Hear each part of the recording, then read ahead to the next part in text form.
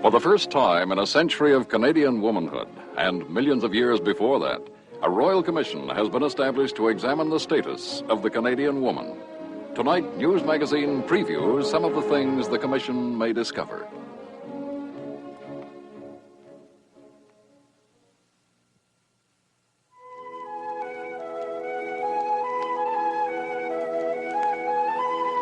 It all began in the Garden of Eden some considerable time ago.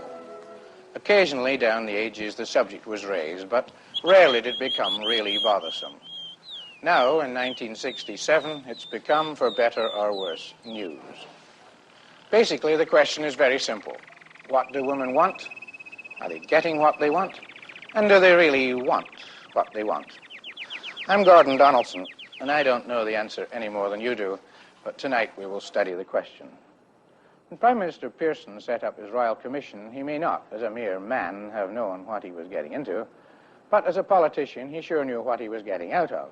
A threat by 2 million women to march on Ottawa, demanding things if he didn't do something fast.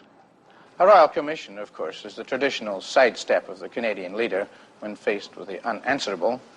You put a hot issue in a cold committee room for long enough, and it'll cool down. But this one? Who knows? The original women were hunters who earned their venison.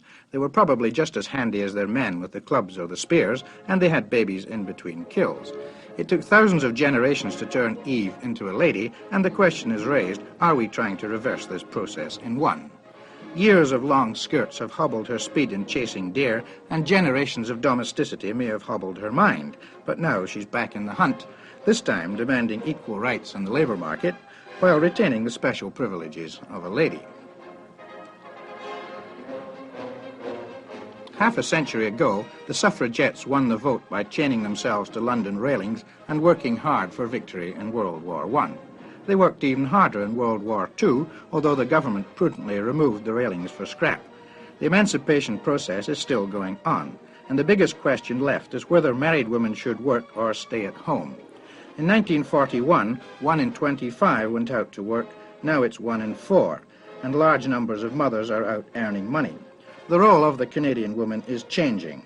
Some feel it's not changing fast enough, including the lady whose work brought on the Royal Commission.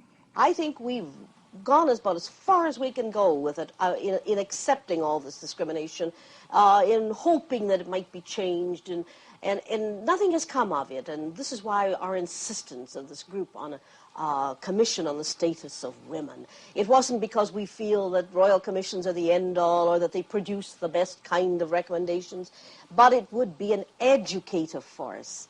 It would place the emphasis where it should be placed, possibly. It will perhaps tell women that much of it is their own fault. And this is true. Much of it is our own fault. We've accepted it, the submissive secondary role. You know, we women have accepted things that have been said about us that no Negro would ever have accepted.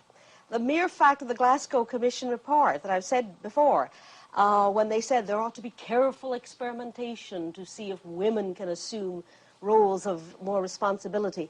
Why, if that ever had been said of a Negro group, why, they'd be marching all over the place, marching right to Washington. But they said it of women, and we sat back, we accepted it in our ladylike fashion. And I think we perhaps need to stop this acceptance now. I think legislation has to be changed. I think some of it's so antiquated and so passé that I'm amazed that it's still on the books. I think that needs to be changed definitely.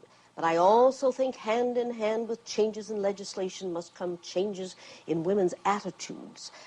We are our own worst enemies at times, and I have said this consistently, and I think we've got to change our thinking. We mustn't look down on the woman who needs daycare services to leave her children there when she goes to work. I think we've got to accept the fact that in our technological society, the two-pay envelope has become practically a necessity, and certainly it has for the lower income group. If you're educating children, if you want a certain standard of living, this two-pay envelope is going to be necessary.